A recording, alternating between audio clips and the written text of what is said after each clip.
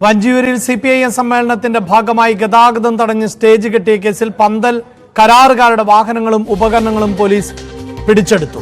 മൊഴിയെടുക്കാൻ ഇന്ന് ഹാജരാകാൻ സിപിഐഎം നേതാക്കൾക്ക് നോട്ടീസ് നൽകിയിട്ടുണ്ട്. വി അരുണാണ് ചേരുന്നത്. അരുൺ, പന്തൽ കരാറുകാരുടെ ഉപകരണങ്ങളും മറ്റുമൊക്കെ പിടിച്ചെടുത്തിട്ടുണ്ട്. അതോടൊപ്പം തന്നെ സിപിഐഎം നേതാക്കളോട് ഹാജരാകണമെന്ന് ആവശ്യപ്പെടുകയും ചെയ്തിട്ടുണ്ട്. നേതാക്കൾ ഇന്ന് എത്താൻ സാധ്യതയുണ്ടോ? എന്താണ് വിവരങ്ങൾ?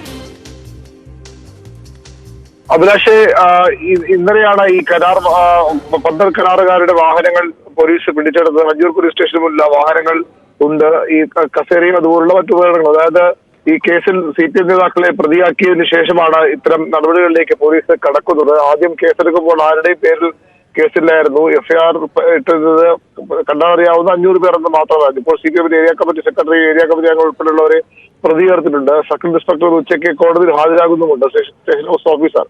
അതിന് മുന്നോടിയായാണ് ഇതുവരെ ചെയ്ത കാര്യങ്ങൾ കോടതിയെ അറിയിക്കാൻ വേണ്ടിയാണ് ഇത്തരത്തിൽ ഈ സാധനങ്ങൾ പിടിച്ചു വെക്കുകയും അതുപോലെ തന്നെ നേതാക്കളെ കേസിൽ പ്രതിചേർക്കുകയും ഒക്കെ ചെയ്തത്. വാർത്തയുടെ വിശദാംശങ്ങൾ ആണ് വി അരുൺ നൽകിയത്. പൊതുവഴി തടഞ്ഞ വഞ്ചിയൂരിൽ സിപിഐഎം ഏരിയ സമ്മേളനം നടത്തിയതിൽ കോടതിയലക്ഷ്യ നടപടി ആവശ്യപ്പെട്ടുള്ള ഹർജി ഹൈക്കോടതി ഇന്ന് പരിഗണിക്കുന്നുണ്ട്. ജസ്റ്റിസുമാരായ അനിൽ കെ നരേന്ദ്രൻ, എസ് മുരളീകൃഷ്ണ എന്നിവർ ഉൾപ്പെട്ട ഡിവിഷൻ ബെഞ്ചാണ് ഹർജി പരിഗണിക്കുക. വഞ്ചിയൂർ SHO 2 മണിക്ക് കേസിന്റെ രേഖകളുമായി ഹൈക്കോടതിയിൽ നേരിട്ട് ഹാജരാകും. CPIM Vanchiyoor area committee secretary അടക്കം 31 നേതാക്കൾക്കെതിരെ കേസെടുത്തതായും പോലീസ് ഹൈക്കോടതിയെ അറിയിക്കും. കൊച്ചി മരട് സ്വദേശി N പ്രകാശ് നൽകിയ കോടതിയലക്ഷ്യ ഹർജിയിൽ സിപിഐഎം സംസ്ഥാന സെക്രട്ടറി MV ഗോവിന്ദനാണ് ഒന്നാം എതിർകക്ഷി.